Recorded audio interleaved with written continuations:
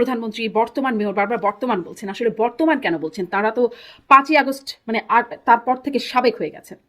মাননীয় প্রধানমন্ত্রী, বর্তমান বাংলাদেশের যিনি প্রধানমন্ত্রী, তিনি যখন ঢাকা একটি বক্তৃতা বলেছেন যে আপনার কোনো একটা প্রোগ্রাম উদ্বোধন করতে গিয়ে 30শে জুলাই তিনি আন্তর্জাতিক যে পরিমণ্ডল যারা আছেন, ইউনাইটেড নেশনস, আইসিসি, তাদের পর্যন্ত সাহায্য চেয়েছেন তদন্তের জন্য।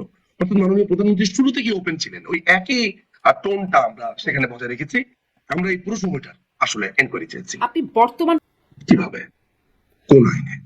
সুপ্রিম কোর্ট রেফারেন্সে তার মতামত জানিয়েছে এবং সেখানে স্পষ্ট করা হয়েছে যে সুপ্রিম প্রথমত দুটো জিনিস বুঝতে হবে শামিনা আপা, সুপ্রিম কোর্টের reference will not dictate our constitution. কেমন? Supreme court is a guardian of the constitution, ঠিক আছে, কিন্তু তিনি চাইলেই আমাদের সংবিধান বদলে ফেলতে পারবেন না। আপনি জানেন সাম্প্রতিক সময়ে যে একটা নথি রেফারেন্স কল করা হয়েছে, যে কে তাকে এটা চেয়েছে, কে আবেদন করেছে, সেই নথি দেওয়া হোক, সেটা কিন্তু সুপ্রিম কোর্ট দিতে পারেনি। আর আরেকটা ব্যাপার হচ্ছে যে এই সুপ্রিম কোর্টের প্রসঙ্গে আমি আসছি আপনার সাথে, তার আগে এটা বলে নেই সুপ্রিম কোর্ট এই মতামত জানাচ্ছেন। সেই নথি কোথায়? জি, সেই রাষ্ট্রপতি যে এটার জন্য বলেছেন, সেই নথিপত্র সেগুলো কোথায়? আর করা যেতে পারে, মেয়ে হতে পারে, এগুলো তো কোনো বাধ্যবাধকতা না। হ্যাঁ, করা যেতে আপনাকে পারে, ওয়ার্ডিং গুলো খেয়াল রাখতে হবে। করা যেহেতু যেতে পারে, আবার আরেকটা কথা আমি আপনাকে বলে রাখি, করা যেতে যদিও পারে মানে পারমিটেড, মানে যেটি করা হয়েছে করা যেতে পারে। আমি যদি আপনার এই যুক্তিও ধরি, আমি যদি আপনার এই সুপ্রিম কোর্টের রেফারেন্সও ধরি, আপনি হয়তো জেনে থাকবেন যে আমাদের সংবিধানের 57 অনুচ্ছেদ বলে পরবর্তী প্রধানমন্ত্রী হওয়ার আগ পর্যন্ত বর্তমান প্রধানমন্ত্রী থাকবেন। আইনটাই এমন যদি ধরা যাক, আপনার সাথে আমি তাল মিলিয়ে যদি এটা বলি যে সুপ্রিম কোর্টের রেফারেন্স আমি মেনে নিচ্ছি, তাহলে এখন তিনি প্রধানমন্ত্রী, পরবর্তী প্রধানমন্ত্রী নির্বাচিত হওয়ার আগ পর্যন্ত ইন্টারিম গভর্নমেন্ট বলে কিছুই নেই, এটা অবৈধ। আমি আর আপনি, আমাদের দুজনের যদি সৌভাগ্য হয়, আমরা দুজন এটা দেখে যাব যে এই ইন্টারিম গভর্নমেন্টকে কিভাবে অবৈধ ঘোষণা করা হয়েছে, ভবিষ্যতে কিভাবে তারা আমাদের এই পুরো রাজনীতিতে একটা ভয়ঙ্কর বিস্ফোরা তৈরি করেছে, যেটা ইনডেমনিটি অধ্যাদেশের আগে। আপনি জানেন যে আমাদের পঞ্চম সংশোধনী বাতিল করা হয়েছিল। মোশতাক, আপনার জিয়াউর রহমান এবং সাইম, তাদের পুরো শাসনামলকে অবৈধ ঘোষণা করা হয়েছে মূল সিনেমা হলের একটা মামলার প্রেক্ষিতে বহু বছর পর। ফলে এটা একটা মানে এখানে তর্কের কোনো জায়গাই নাই যে এটা একটা অবৈধ।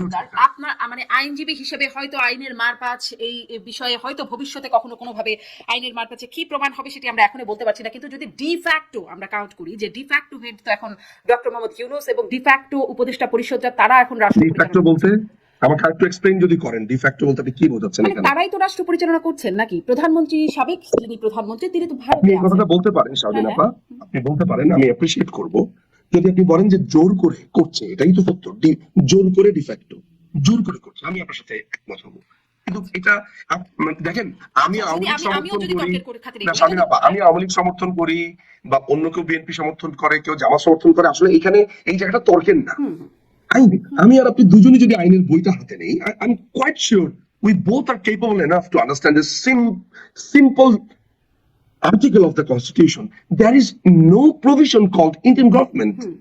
অন্তর্বর্তীকালী সরকার যদি ফিরেও আসে ত্রয়োদশ সংশোধনী আপনার পুনর্বহালের মাধ্যমে, তারপরেও ইন্টারিম গভর্নমেন্ট বলে কিছু নেই। অন্তর্বর্তীকালী সরকারটা আলাদা জিনিস, ইন্টারিম গভর্নমেন্ট আলাদা জিনিস, ওই প্রভিশনটাই নেই।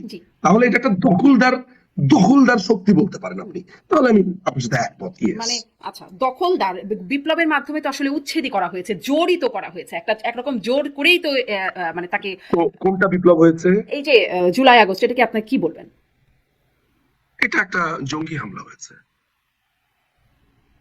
জুলাই আগস্টে একটা জঙ্গি হামলা হয়েছে। সারা দেশের এত মানুষ, জুলাই আগস্ট বাংলাদেশে একটা জঙ্গি হামলা হয়েছে। সারা দেশের এত মানুষ রাস্তায় নেমে আসছে, সবাই আসলে জঙ্গি হামলা। সারা দেশের কত মানুষ এসেছে? আপনার কাছে কোনো ধরনের ডাটা আছে? আমরা যে গণমাধ্যমে 20 কোটি মানুষের মধ্যে আপনি একদম খোলা চোখে যা দেখতে পাচ্ছেন। আমি প্লেন ভিউ দেখবো না তো, আমি কোনোদিনই প্লেন ভিউ দেখবো না। আমি একজন লয়ার, আমার কাজই হচ্ছে খুবই ক্রিটিক্যালি দেখা। নিশ্চয়ই আপনি প্লেন ভিউ দেখতে পারেন, আমি দেখবো না। কিন্তু আমি খুবই ক্রিটিক্যালি দেখি। কিন্তু আপনাকে তো প্লেন ভিউটা দেখতেই হবে, ক্রিটিক্যালি দেখবার জন্য খালি চোখে আগে দেখতে হবে, তারপর আপনি সেটা প্লেন ভিউর মধ্যে কোনো প্রশ্ন নেই। গণভবনের সামনে যেভাবে আমরা সাধারণ মানুষকে আসতে দেখলাম, ঝাঁপিয়ে পড়তে দেখলাম, বা বিপ্লবের সেই মুহূর্তগুলোতে বা অভ্যুত্থান, বিপ্লব, আন্দোলন যাই বলি না কেন, সেই সময় যেভাবে রাস্তায় মানুষকে নামতে দেখলাম, তারা কারা? তারা সবাই কি আসলে জঙ্গি? আমি তো অনেক চোরকে দেখলাম সেখানে, আমি তো কোনো বিপ্লবীকে দেখলাম না। গণভবনের কথাতে গণভবনে আমি ডাকাত এবং চোরকে দেখলাম, আমি তো কোনো বিপ্লবীকে দেখলাম না। কোনো বিপ্লবী কি মুরগি চুরি করে? কোনো বিপ্লবী কি ছাগল চুরি করে? কোনো বিপ্লবী কি জায়নামাজ ঘড়ি চুরি করে? আপনি যদি বলেন যে হ্যাঁ বিপ্লবীরা চোর, আমি আপনার সাথে একমত হবো, বলবো যে ঠিক আছে বিপ্লব হচ্ছে। বিপ্লবীরা তো চুরি করে না, বিপ্লবীরা বিপ্লব করে, বিপ্লবীরা সমাজ বদলায়, বিপ্লবীরা সমস্যার সমাধান করে, মানুষকে আশ্বস্ত করে। কিন্তু বিপ্লবীরা তো মুরগি চোর না, বিপ্লবীরা তো হাঁস চোর না, মাছ চোর না, বিপ্লবীরা তো ধ্বংস করে না। গণভবন তো সরকারি সম্পত্তি, গণভবনে ব্যক্তিগত স্টাফ বাদে বাকি সবকিছু তো সরকারি সম্পত্তি। বিপ্লবীরা তো চোর না। তাহলে আপনাদের কিছু চোরের কথা, চোরকে আপনি বিপ্লবী মানে বলছেন? কিছু চোর, হ্যাঁ নিশ্চয়ই নিন্দনীয়, হাঁস মুরগি ছাগল কিছু এগুলো চুরি করে নিয়ে কিছু যাচ্ছে। আপনার যে পালং শাক চুরি করেছে, যে সরিষা ক্ষেত থেকে সরিষা চুরি করেছে, যে তেলের বোতল চুরি করেছে, যে একটা স্পন্সর বাথরুমের স্যান্ডেল চুরি করেছে, যে বদনা চুরি করেছে, বদনা তো বিপ্লবী। শ্রীলঙ্কায় কি হচ্ছে? শ্রীলঙ্কায় আসলে সেটিকে আপনি কি বলবেন? আমি শ্রীলঙ্কা নিয়ে কথা বলতে গেলে নিকারাগুয়া নিয়ে কথা বলবো। আপনি বলবেন আমার সাথে? আপনার সাথে আমি কথা বলবো আয়াতুল্লাহ খোমেনিকে নিয়ে। চলেন, let's talk about Peru, let's talk about Nicaragua, Argentina. আপনি বিপ্লব যদি মেলাতে চান, আজকে আমি বাংলাদেশের সমস্ত বিপ্লব নিয়ে কথা বলবো। আপনার শ্রীলঙ্কাতে আচ্ছা, পদ্মা তাহলে চুরি করেছে, বদনা চুরি করেছে। না বদনা চুরি করেনি, কিন্তু আমরা তো তাহলে দেখেছি যে সেখানে কিভাবে মানে তাহলে বিছানায় শুয়ে কিভাবে দখলদারিত্ব তাহলে করছে, আমরা খাওয়া নিশ্চয়ই দাওয়া হচ্ছে। শ্রীলঙ্কার সরি, আমি তো নিশ্চয়ই আমরা শ্রীলঙ্কার এই আন্দোলনটাকে বদনা চোরদের আন্দোলন বলতে পারি না, সেটা আলাদা জিনিস, প্রেক্ষাপট আলাদা। এটা তো চোর, বদনা চোরদের আন্দোলনটা তো হতে পারে না। নিশ্চয়ই এটা হ্যাঁ, এটা একটা দৃষ্টিগত এবং খুবই নিন্দনীয় একটা বিষয়, যে এই জিনিসগুলো কয়েকটি বিষয় ঘটেছে, কিন্তু এইটা তো গুটি কয়েক মানুষ, কিন্তু গণভবনের সামনে যে বিশাল ঢল দেখা যাচ্ছে, মানে নিশ্চয়ই কয়েকজন বদনাচোর আর মুরগি চোরের গণভবনে হামলা করলো আর এই কারণে প্রধানমন্ত্রী পালিয়ে গেলেন, এমনটি না। নিশ্চয়ই এই পরিমাণ মানুষ ছিল, এরকম একটা প্রেশার ছিল বলেই তখন এত ক্ষমতাময়ী প্রধানমন্ত্রী তখন তাকে দেশ ছেড়ে এভাবে করে একরকম আপনার সরে যেতে। আপনার শব্দ চয়নে আমি একটু দ্বিমত পোষণ করব। মাননীয় প্রধানমন্ত্রী পালিয়ে যাননি। মাননীয় প্রধানমন্ত্রী এই চোর, ডাকাত এবং জঙ্গিদের আক্রমণে তাকে বাংলাদেশের যারা সুরক্ষা দেয়, আইন শৃঙ্খলা বাহিনী, তারা তাকে এক স্থান থেকে আরেক স্থানে স্থানান্তর করেছেন, উদ্ধার করেছেন। কারণ আপনি কখনো শুনেছেন যে কেউ পালিয়ে যায়, পালিয়ে যাওয়ার সময় বাংলাদেশেরই এয়ারফোর্সের অফিসারদেরকে নিয়ে তিনি পালিয়ে যান? শুনেছেন কখনো? এবং তারা কিন্তু চাকরিতে আছেন। আপনার ব্রিগেডিয়ার জেনারেল খালিদ কামাল, তারপর আরো যারা আছেন পিজিআর এর কমান্ডার, তারপরে আরো যারা যারা আপনার বিমান বাহিনীর চিফ যিনি আছেন, তারপর সেনাবাহিনীর চিফ যিনি আছেন, তারা তো সবাই অকিবহাল। তাহলে তারা তাকে নিরাপদে উদ্ধার সেনাবাহিনীর করছেন। চিফ বলেছেন তিনি যে দেশ ছেড়ে চলে যাচ্ছেন, এই বিষয়টি তার জানা ছিল। এই জায়গাটা আপনাদের একটু ক্লিয়ার হয়ে নিব। প্রথমে এটা আমি ক্লিয়ার হবো, এই যে আপনি বলেছেন পালিয়ে গেছেন, তাহলে আপনাদের সংজ্ঞাগুলো তো বড় অদ্ভুত। বিপ্লবী সংজ্ঞা চোর, যারা চুরি করেছে তাদেরকে বিপ্লবী বলছেন। বাংলাদেশের ইকুইপমেন্ট ব্যবহার করে, বাংলাদেশের আকাশসীমা ব্যবহার করে, বাংলাদেশের এয়ারক্রাফট ব্যবহার করে, বাংলাদেশের আর্মি নেভি, তাদেরকে ব্যবহার করে প্রধানমন্ত্রী পালিয়ে গেলেন। প্রধানমন্ত্রী এই মুহূর্তে আছে নিরাপদ স্থানে, তিনি এখন বাংলাদেশের প্রধানমন্ত্রী। এই জঙ্গি হামলা কেটে গেলে, অচিরেই কেটে যাবে, তিনি বাংলাদেশে ফিরবেন। আর আপনি যে মানুষের কথা বলছেন, এটা আপনি খালি চোখে দেখতে পাচ্ছেন। আমি তো দেখতে পাই যে বাংলাদেশের উত্তরাঞ্চলে, দক্ষিণাঞ্চলে লক্ষ লক্ষ লোক সেদিন রেডি ছিল। কেন আপনি গোপালগঞ্জে লক্ষ লক্ষ লোককে দেখেন নাই? ফরিদপুর, শরীয়তপুর, মাদারীপুর। মাননীয় প্রধানমন্ত্রী দেশরত্ন শেখ হাসিনার একটা নির্দেশের অপেক্ষা করছিলেন, কিন্তু রক্তের উপর দাঁড়িয়ে মাননীয় প্রধানমন্ত্রী তো রাজনীতি করবেন না। বাংলাদেশে যদি প্রধানমন্ত্রী চাইতেন, যদি চাইতেন, আপনার কি মনে হয় উনি যদি একটা ডাক শুধু দিতেন, যার যা কিছু আছে ঝাঁপিয়ে পড়ো, আপনার কি মনে হয় 10, 15, 20, 30, 40, 1 লক্ষ লোক নিহত হতো না? মাননীয় প্রধানমন্ত্রী তো সেই রক্তের উপর দাঁড়িয়ে ওই মুহূর্তে দেশ শাসন করবেন না। প্রধানমন্ত্রী তিনি অপেক্ষা করবেন, সমাধানের চেষ্টা করা হচ্ছে, দেখা যাক কি হয়। জি, কিন্তু আমরা যেটি তখন প্রধানমন্ত্রীর যেই বক্তব্যগুলো আমরা দেখতে পাই এবং তার আগে মন্ত্রীদের যে অবস্থান দেখতে পাই, বল প্রয়োগের নীতিতে তো ছিলেন সাবেক প্রধানমন্ত্রী। তখন শেষ মুহূর্ত পর্যন্ত তার যে ট্রান্সক্রিপ্ট পাওয়া যায় কথোপকথনের, সেখানে দেখা যাচ্ছে যে তিনি বলছেন পুলিশ পারছে, অন্যান্য বাহিনীগুলো পারছে না কেন, আরো শক্ত হবার জন্য, আরো বল প্রয়োগ করবার জন্য, এমন বক্তব্য তো আসছে, সেগুলোকে অস্বীকার। মাননীয় প্রধানমন্ত্রীর যেই টেলিফোন কনভারসেশনটিকে আপনি বলছেন, তার কনভারসেশন, এটা কি আপনি কোনো ল্যাবে টেস্ট করেছেন? আপনি অস্বীকার করছেন এটা?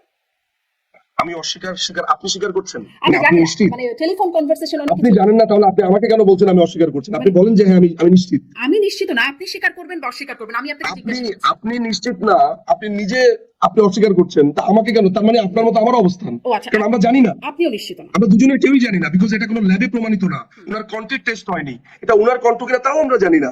এটার কোনো ধরনের, আমি তো একজন আইনজীবী, আমি তো সাধারণের মতো কথা বলতে পারি না, তাই না?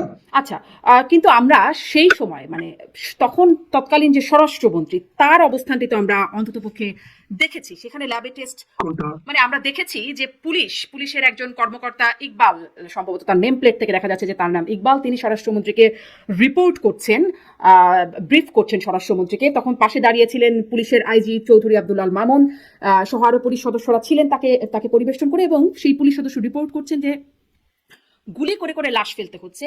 সমস্যা হচ্ছে একটাকে মারলে একটাই মরে একটাই যায়, বাকিটি থাকে, এটা হচ্ছে সমস্যা এবং এটা হচ্ছে আতঙ্কের বিষয়। এই বিষয়টা রিপোর্ট করছেন এবং স্বরাষ্ট্রমন্ত্রী তখন এভাবে মোবাইলটা দেখছেন এবং ভিডিওগুলো দেখছেন। মানে এখান থেকে আসলে এটা তো প্রমাণিত আমি হয়ে গেছে। আমি আমি আমি এই ব্যাপারটা সম্পর্কে অবগত আছি। আপনি সম্ভবত এই ব্যাপারটাতে আমি এখন বুঝতে পারছি আপনি আপডেটেড না, হয়তো এটার ব্যাপারে আমি বলছি। যাত্রাবাড়িতে দুজন পুলিশ অফিসারকে আপনার মেরে ঝুলিয়ে দেওয়া হয়েছে। ওই লাশের সামনে কাউকে আসতে দেওয়া হচ্ছিল না, যেই চোর ডাকাত যারা আছে, জঙ্গি যারা আছে তাদের, এবং যে 700-800 জঙ্গিকে ছেড়ে দেওয়া হয়েছে, মানে এরকম অনেকেই আমরা ধারণা করি আসতে দিচ্ছিল না। তখন পুলিশের তো একটা সময় বল প্রয়োগ করতে হবে, বল প্রয়োগ করবার ট্রাই করছে, কিন্তু তারা সরে যাচ্ছে না। অর্থাৎ পুলিশ যদি গুলি করতো তাহলে কিন্তু একটারে ফালাই আরেকটা দাঁড়া থাকে, তা হতো না।